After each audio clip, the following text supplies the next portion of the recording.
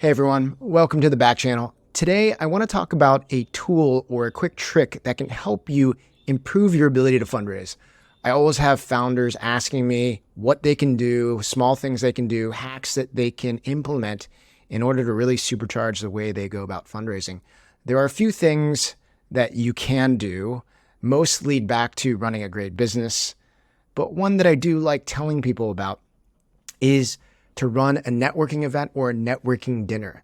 There are a few things that you can do that really have a short time horizon to actually adding value into your ability to fundraise.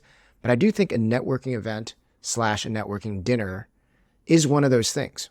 Why is that? Well, there are a few things that you need in order to fundraise well.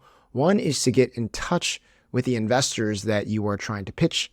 And as we know, cold outreach is not very successful. Investors are looking for short circuits or ways to validate the people that they are spending their limited time with. Warm intros is one of those. But if you don't have a lot of connections into investors, well, what do? One, you can start meeting people one by one and adding to your network. For sure, I encourage everyone to be adding to their network. But why not try to figure out a way to add 10 people at once, add 10 people's networks at once? Well, one of those ways is by organizing a dinner where you bring people together, connect, have a good time, have good conversation, and beyond that, you'll then have a new connection whose network you might be able to access. Now, people think that that is a bit of a superficial connection. It's just a dinner. For sure, it's not a deep, long-standing connection, someone you worked with for 5 years, someone you went to school with, but it does still have an element of reciprocity to it. What does that mean? Well, reciprocity is that idea that if you do something for somebody, they'll feel like they should be doing something for you in return. And by organizing a great dinner, by inviting awesome people and putting them together for an awesome time, you've already established one end of reciprocity for founders that you invite to the dinner, other connections you invite to the dinner.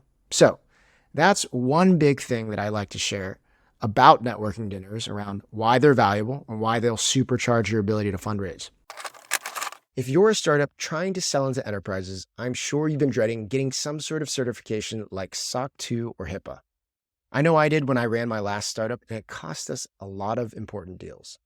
Well, you're in luck because not only is there an awesome solution called Vanta that makes the process dead simple, but also funded listeners get $1,000 off their service just by going to vanta.com/funded. Check it out.